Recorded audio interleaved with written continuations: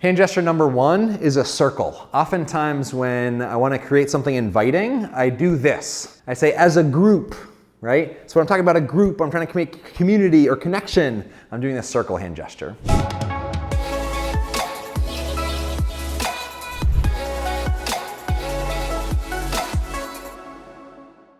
One of the most frequently questions I get is, how do you learn to do more hand gestures that really engage people? And so in this video, I'm going to show you 7 specific hand gestures that you should be using to increase the engagement as you're talking, presenting, sharing, connecting over Zoom or in person. I'm Chad Littlefield, let's get into it.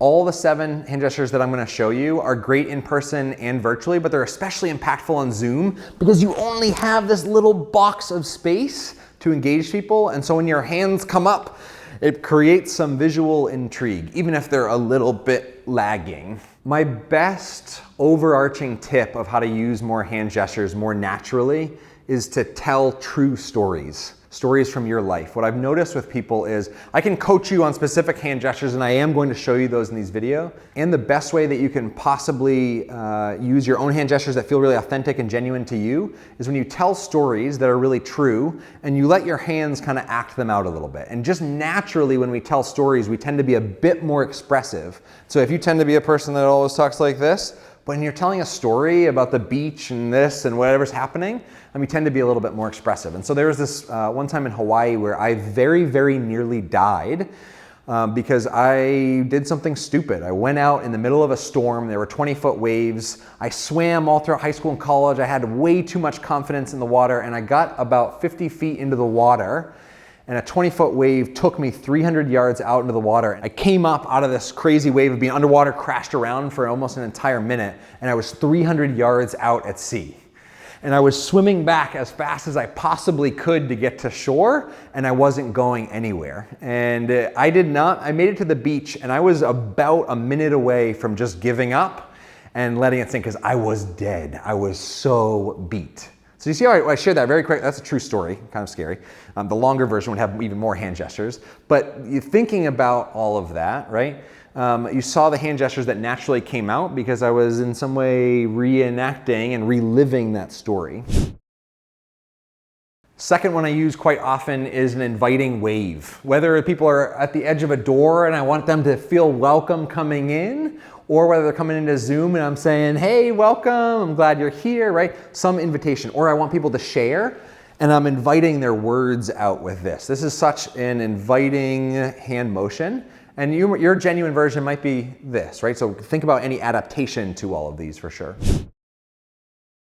That inviting wave is really similar to the popcorn hand gesture. When I want a bunch of people to share something in a group really quickly, I do this because I want people to know and to actually see that I want quick responses. And so I'll say, hey, I'm gonna ask you all a question, and I wanna just popcorn out like 10 quick responses. If I say, I'm gonna ask you a question and I want you to popcorn out 10 responses, when people respond, they actually do it in way longer format than when I go like this. So that hand gesture actually helps to keep people a little bit concise. It creates the culture of speed. Fourth one is this very formal assessment I developed in grad school called the Thumb-O-Meter. And so asking a group on a scale of I'm doing really great right now to I'm doing terrible, where are you at? And inviting actually everybody in the group to make that hand gesture and give you a little temperature check of how people are doing right now or how much they're understanding a particular concept. Number 5, cover your mouth. People tend to read lips, and when you cover your mouth, it just creates this other visual intrigue where they have to use their ears a little bit harder to pay attention to what you're saying. So if you're like, I can't believe I'm about to say this, covering your mouth just offers this little bit of engagement with people's audio senses more than just their visual senses. 6th hand gesture, thinking time. When I want people to take silence, because creating productive silence is by far the best way to avoid awkward silence, I just say, take some thinking time, and just gesturing up and inviting people to go up here. Or if I want people to feel about a story, I might gesture over here, right? But gesturing, pointing to where you want people to be. So thinking space right here. So number 7 is by far the most useful one for you. And it is you right now pausing and thinking about a main idea or main point that you communicate regularly or you're gonna communicate next week. And think about some gesture combo that you can use to illustrate that. So you get it? Number 7 isn't from me, number 7 is from you, because the most impactful hand gestures will be authentically you and not some like mechanical thing that I taught you how to do.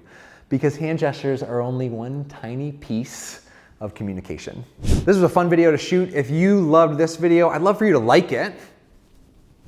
And I'd love for you to consider subscribing because I post regular videos helping leaders, educators, and people make connection and engagement really easy. So if you want to become a master communicator and connector, welcome to the channel.